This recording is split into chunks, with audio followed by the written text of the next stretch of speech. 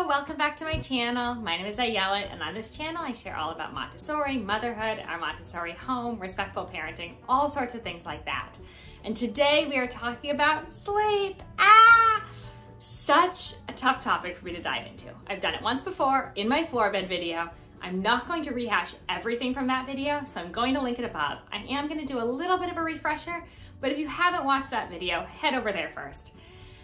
But I'm going to cover a bit about sleep, which is such a controversial topic. I'm always so uncomfortable sharing about it. It's something that I avoided talking about for so long, but then when I started sharing about it, I know people found it helpful because other people who were in the same situation as us and were making the same decisions or had the same philosophy around sleep were finding it really helpful to hear from somebody else. So I've gotten a little bit more vocal about our sleep experience, and it still makes me nervous. I know it's so controversial, and I really want to say whatever works for your family, as long as it's safe, you know, go for it. I'm not here to be judging anyone else. This is our journey and these are our choices. I think it's important to share and to talk about that, to sort of have a realistic look about what sleep might look like. And sort of, I would have loved as a first-time mom, when I had a newborn, to see something about what sleep could look like in 2 years and things like that. So that's what I'm sharing here today. We are over here with a 3-month-old and a 2-year-old on the eve of the 4-month sleep regression. I feel it coming. This is a little bit later than when it happened with my son so far, so I feel it coming. I definitely am preparing myself for it, but I wanted to do this video before any changes in sleep because I thought that it would be helpful to sort of have this point frozen in time and to talk about where we are now, newborn sleep and 2-year-old sleep, and sort of do that before any changes happen, and I'll do another update after those changes. I just thought that it's so hard to remember often after the big changes happen. I know it was hard for me to remember back to what my son's sleep was prior to the 4-month regression, and that I felt like, yeah, that it was just difficult to really remember exactly, and I remembered being so much better, but exactly how much better, you know, whatever. So I wanted to talk about the sleep now before we get into that. So that's where we are. So here you go. Here's all about our sleep journey update. Again, I have a video on the floor bed that has our original sleep journey, but I'm still going to talk about a few of those things now to give a bit of background and talk about where we are with sleep with both kids. Thank you so much. Here you go. So first, a bit about our sleep journey. So when I had my son 2 years ago, I would read all the books about sleep, and that had been basically what I did while pregnant. I read every book under the sun about sleep.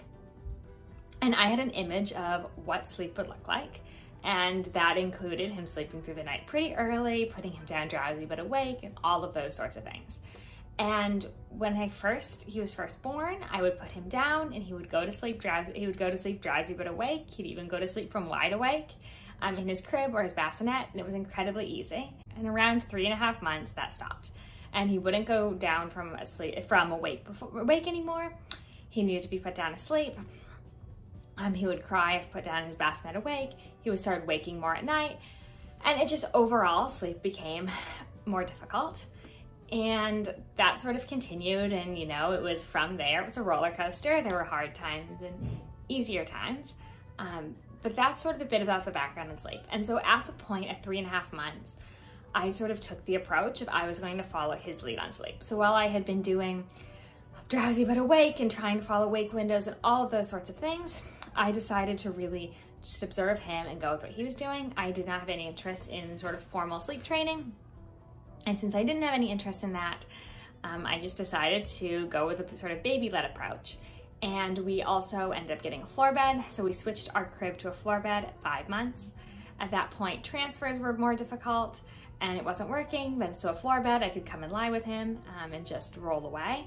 And we used a crib size one. So all of that's in my floor bed video. And a bit about my approach with sleep this time is basically completely different from the newborn stage of my son. So this time I decided with sleep, I was going to really just follow her lead from the beginning and not stress about sleep. So she's now 3 months old and sleep has been absolutely stress-free, basically. I mean, I will say the first few weeks were a bit stressful because she would not go down in her bassinet at all. I did not want to co-sleep with my newborn.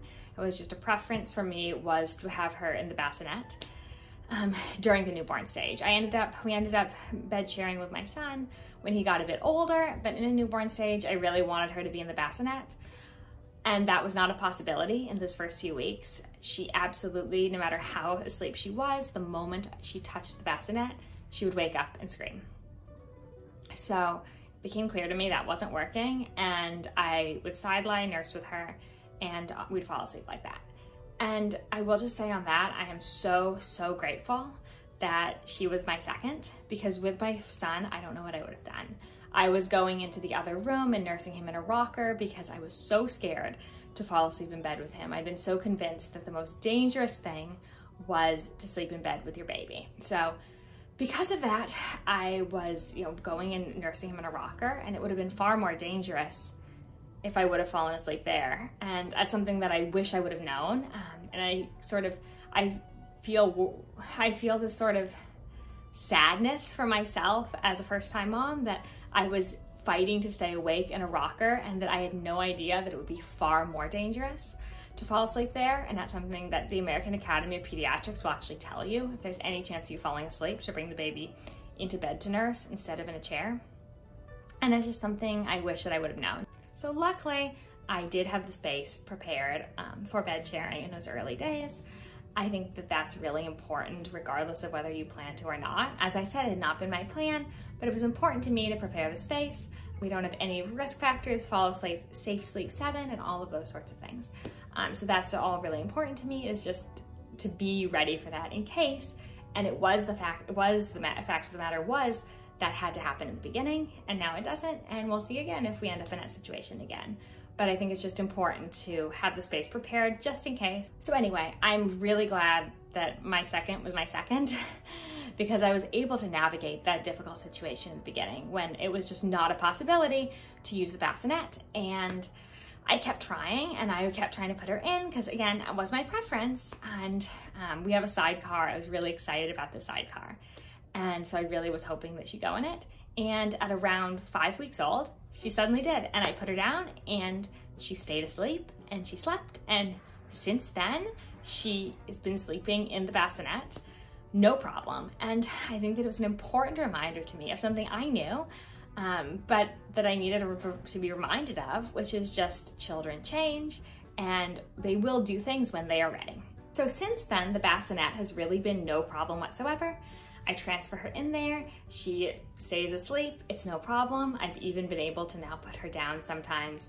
There have been times in the middle of the night where she's been a little awake and I put her in and just see what happens, and she's played and fallen asleep. So the bassinet hasn't been no stress anymore. It's been so easy. So since those first few weeks, really we've had no stress around sleep, and that's vastly different than how it was with my son. With my son, we also had the snoo, which is very different from what we're doing with my daughter. With my daughter, we have a sidecar that attaches to the bed. But with my son, we had the snoo. So my daughter's sleep is really similar to my son's was at the time, which is just really funny because we followed all the rules with him. We had the snoo, all of those things. And with my daughter, I've followed none of the rules. I haven't tracked wake windows at all. I've just really gone with the flow. And it's been really the similar experience. I'm assuming that in a few weeks, her sleep is going to be far worse than it is now. That's something I very much expect because around 3.5 months is when my son's sleep totally changed. But right now, both of them at this stage were sleeping, long stretches. So generally what happens now with her is my husband stays up, sort of does a night shift with her and puts her down sometime like midnight-ish. And often she will then sleep until 4:30, 5 o'clock. So that's really pretty incredible. And she hasn't even nursed at midnight. She nursed when I went to bed at like 10, 11. And then at 5, 4:30, usually 4:30 more, she wakes up, I nurse her, and then I get up for the day. So that's been working really, really well. And I don't expect that to last forever, but for now, that has been really great for us.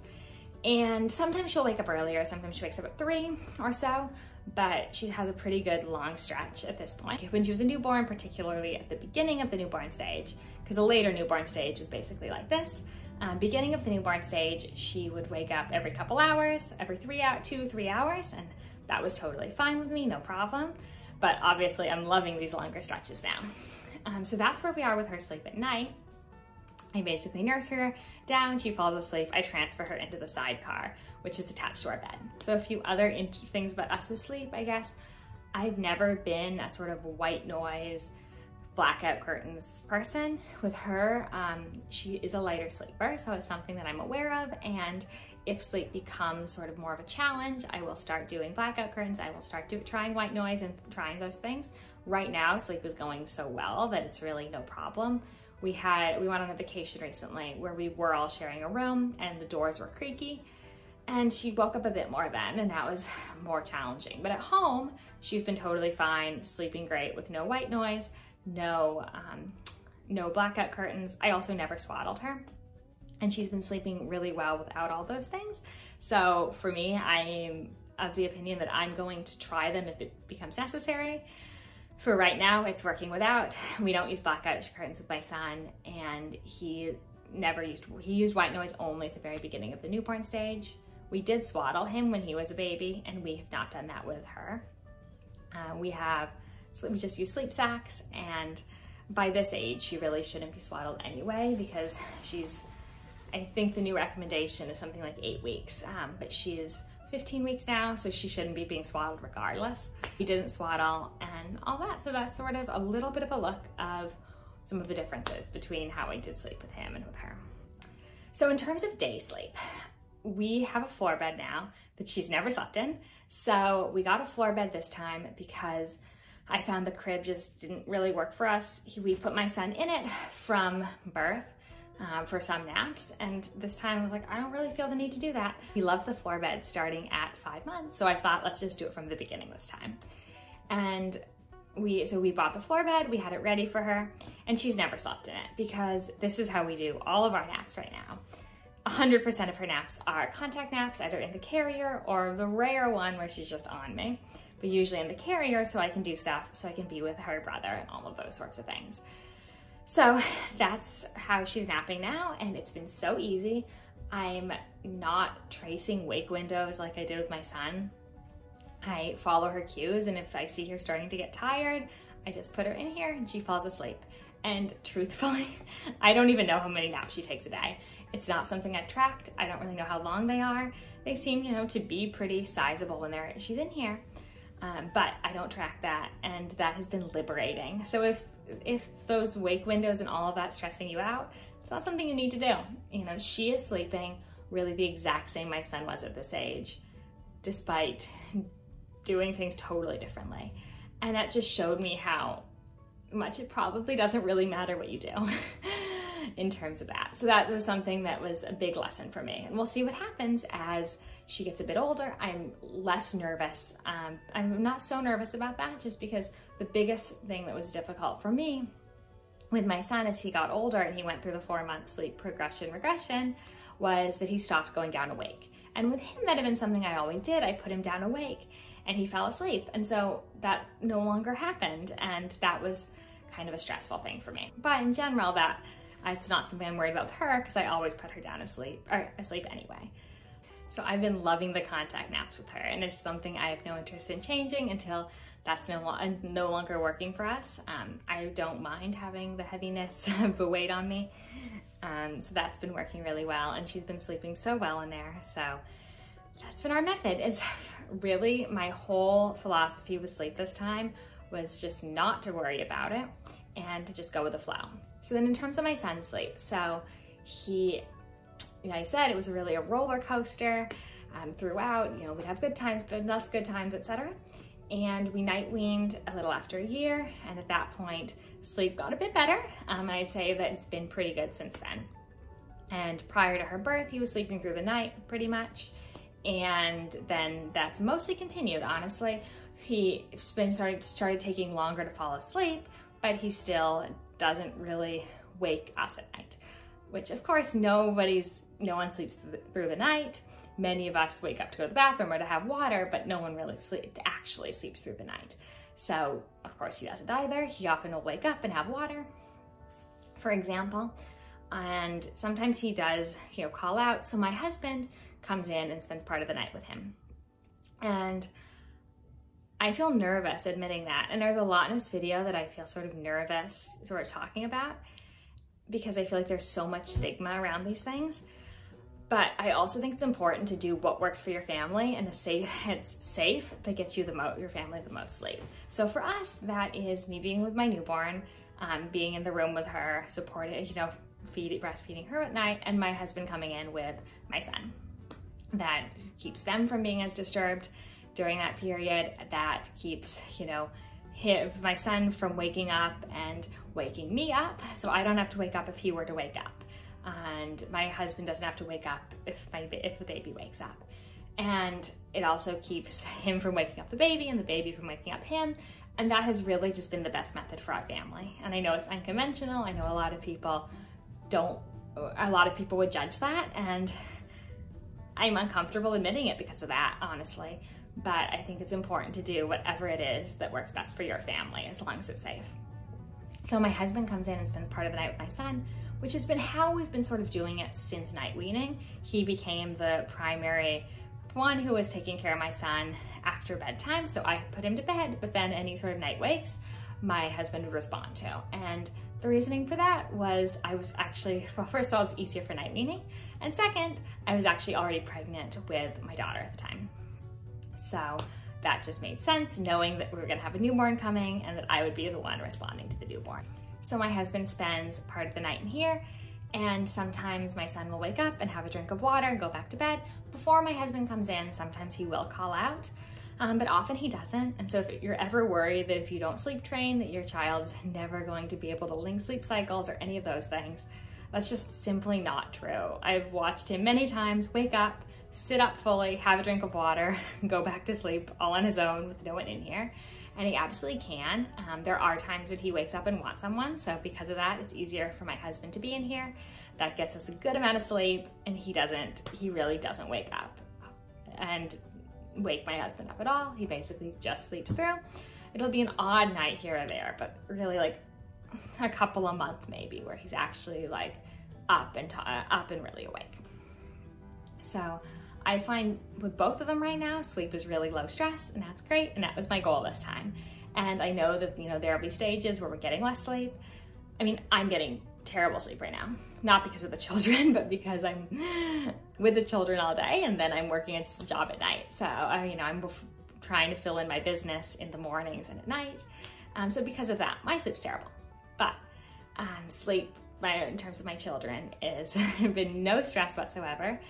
And so that's a bit about our sleep journey. I hope that's helpful in giving a more realistic look at what sleep can look like, because I know that it's not what everybody does. And I know that there's a lot of fear around if you don't sleep train, your child will never sleep.